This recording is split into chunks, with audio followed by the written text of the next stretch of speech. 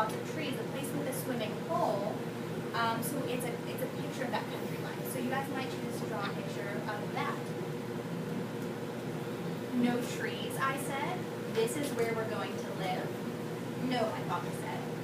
This is Margaret's house. The front door of the house opened, and a lady with wild red hair stood there. I looked up and down the street. The houses were all jammed together like a row of birdhouses. There's another simile. In front of each house was a tiny square of grass, and in front of that was a thin gray sidewalk running alongside a gray road. Now, in contrast to this country image that you guys have drawn, you can draw another picture of this city. So we've got tight rows of houses, just very small patches of grass. You guys see how those pictures would really provide a good image of where Sal is at in the beginning of the story? I think so. Where's the barn, I asked? The river, the swimming pool. Oh, Sal, my father said. Come on, there's Margaret. So how is Sal feeling at this point, my detectives? So she's maybe upset, she's frustrated. Sounds to me like that's what you're saying. So we could talk about her emotions at this point. He waved to the lady at the door. We have to go back. I forgot something. The lady with the wild red hair opened the door and came out onto the porch. In the back of my closet, I said, under the floorboards. I put something there, and I've got to have it. Don't be a goose. Come and see Margaret. I did not want to see Margaret. And we can maybe ask at this point, why doesn't she want to see Margaret?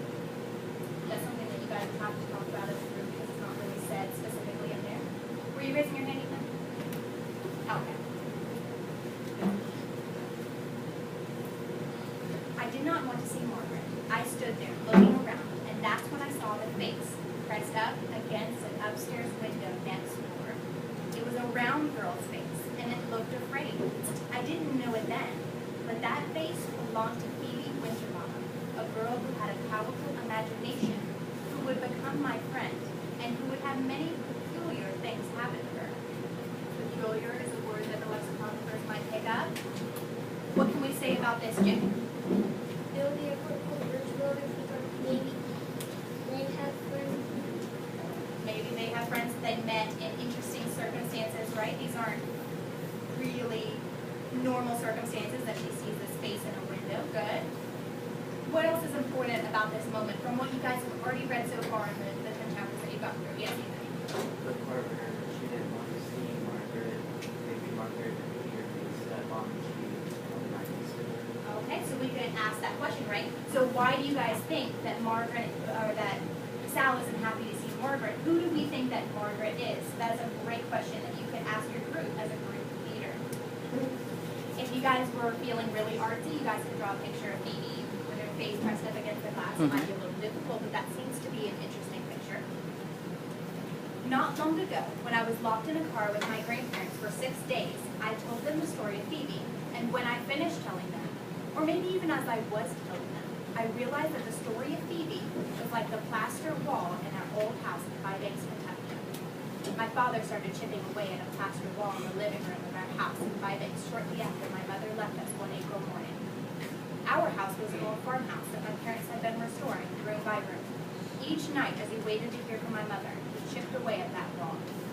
On the night that we got the bad news that she was not returning, he pounded and pounded on that wall with a chisel and a hammer. At 2 o'clock in the morning, he came up to my room. I was not asleep. He led me downstairs and showed me what he had found. Hidden behind the wall was a brick fireplace. The reason that Phoebe's story reminds me of that plaster wall and the hidden fireplace is that beneath Phoebe's story was another one. Mine. Do we think that this fits anywhere in our groups? Yes. Maybe for the bridge road because maybe they had fireplace in their house before they.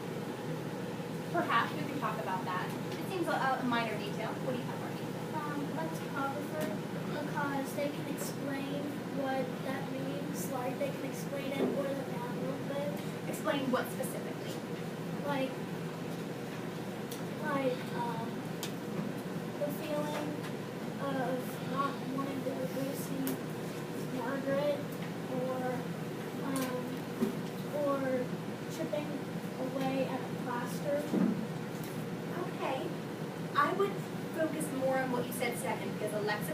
first job is to identify unfamiliar words, right? So maybe you could ask your group, how many of you guys know what plaster is? And a couple of you do, but maybe not all of you. You could write down the definition of plaster if it was unfamiliar. Chisel, perhaps, so that way you could identify just specific words in that.